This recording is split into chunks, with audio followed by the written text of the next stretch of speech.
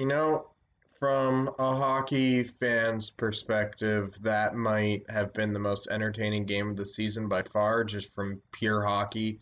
That was honestly amazing hockey tonight, and I think both Carolina and Tampa should walk away saying they played a good hockey game. But yeah, this is the most devastating loss of the season so far. Hopefully, it ends up being the most devastating loss of the whole season. Not to say anything on what that would have to be heading into the playoffs, but I have my sights on one thing as a fan in the playoffs this year. Yeah, there's no sugarcoating how tough of a loss this overtime one was. They played a good game. I mean, they came out rough in the first period, and those two goals in Tampa, Carolina was able to come back and tie the game, but Tampa got the game in overtime because, you can play a better two periods all you want, but in overtime, all it takes is one chance to get lucky. And, I mean, Carolina's first line, I'll just kind of start with some of the positives. Carolina's first line was just phenomenal this game. This might be the best I've seen Svech and Aho work together. And Fost really played his role on that line very well tonight. I actually thought Fost was going to score. He was an early front runner for Hurricane of the game during that first period. But yeah, this loss still hurts, man. Yeah, this is one of the harder videos I've had to make tonight. God, I mean, and then the Saul line did pretty well tonight, and I think the fourth line did decent. That Martinook line, I really like Martinook. Paquette was really on fire this game, and it was a fun physical game. And the other positive I'll take out of this is Carolina is showing a lot more sandpaper this year than they had last year. Especially Jake Gardiner for stepping up to fight off that scary Natchez hit. Now, to talk about the hit itself, I don't think it was a dirty hit. I thought it was clean. I think Natchez was a little low and he took the hit. And Killorn made a good play, good step up. If the Department of Player Safety wants to review it, I think you could maybe give him a 2-minute minor for roughing. I didn't consider it suspension worthy. I thought he came in and I think Natchez was a little low. I think I wouldn't say he had his head down, but and I don't think Killorn put extra oomph on the hit to catch him with his head down to give him a concussion, which I think needs to be removed from the game. However, if someone's head gets hit because they have their head down, I don't think that's necessarily the person throwing the hit's fault. But you can't smash into a guy's head, Tom Wilson. But that hit itself, I think Natchez was low, Killorn was stepping up, and it's going to happen. It's something the Department of Player Safety can really look into if they want, but I don't think we're going to get a suspension out of it. And like I said, 2-minute minor for roughing. That's it. But I'm trying to remember what I was talking about before that because I drew a blank on the thing. I may start taking notes.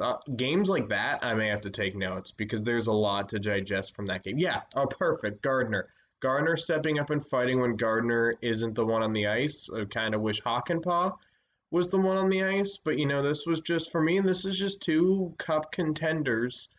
One of them had won the cup last year fighting for that spot, and it came off like that. This felt legitimately like a playoff game, and you losing a game that feels like a playoff game in 3-on-3 overtime, I'm not going to be too upset about that. Do I wish we won? Yeah. I mean, if we played like we played in the first period all game, then yeah, I'd be livid. I'd be ranting, I mean, but we did get a point out of it.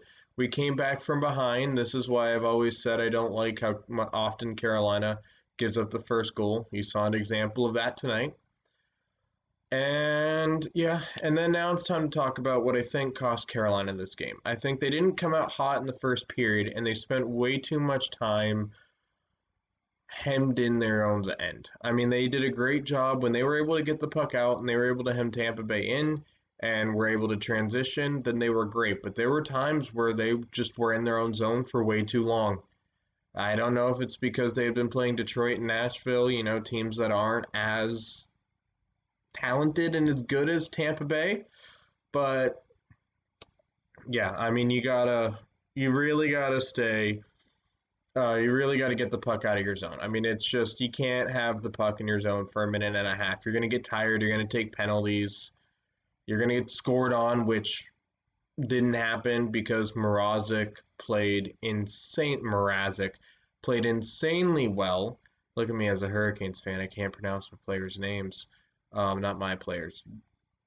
The players of the team I cheer for's names. But like it was just Mrazek really did what he could to make sure that that puck was not going in.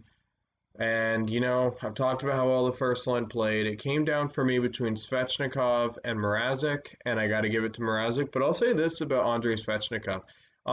People are talking about how Andrei Svechnikov hasn't been producing as much.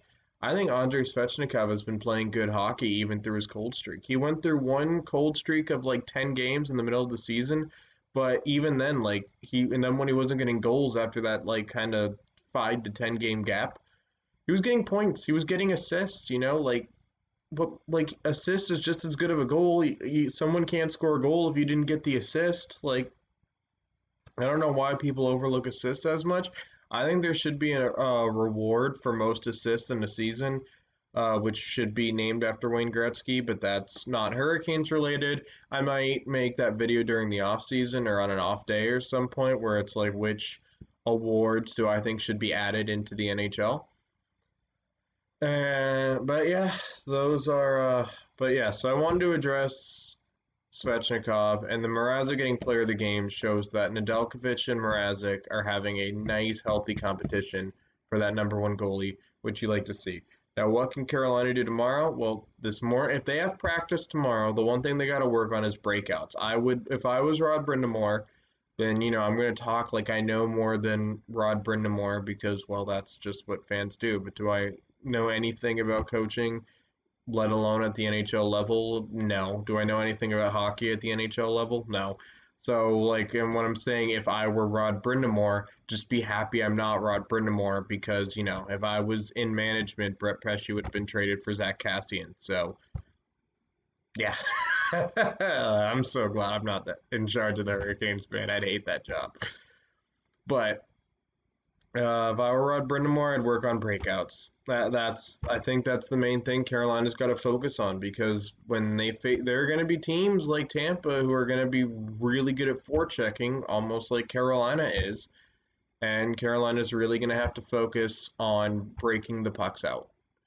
So those are my thoughts on the game. I think Mrazek, I can talk about the overtime goal. It's 3-on-3. Anything can happen. I don't really know who to blame. I don't think that collision helped. And then obviously the turnover probably make the safer play there. But those are my thoughts on the game. If you guys like the content I'm producing on the channel, don't forget to hit like and subscribe. Share the video to fellow Hurricanes fans so we can build a community.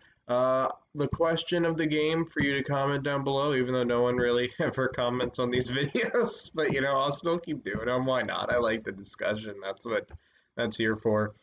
Is what do you think Carolina should work on before they play Tampa tomorrow night, or this morning because it's 4 a.m. and But I promised you guys I'd get the videos out the night of, and I'm doing that. So I stayed up a little bit later. Not to pat myself on the back, just stroke my own ego a little bit. But yeah, yeah. See you guys tomorrow morning for you guys. And hopefully Carolina can come back hard against Tampa and we can get the split and technically the win because I think we forced more games into overtime.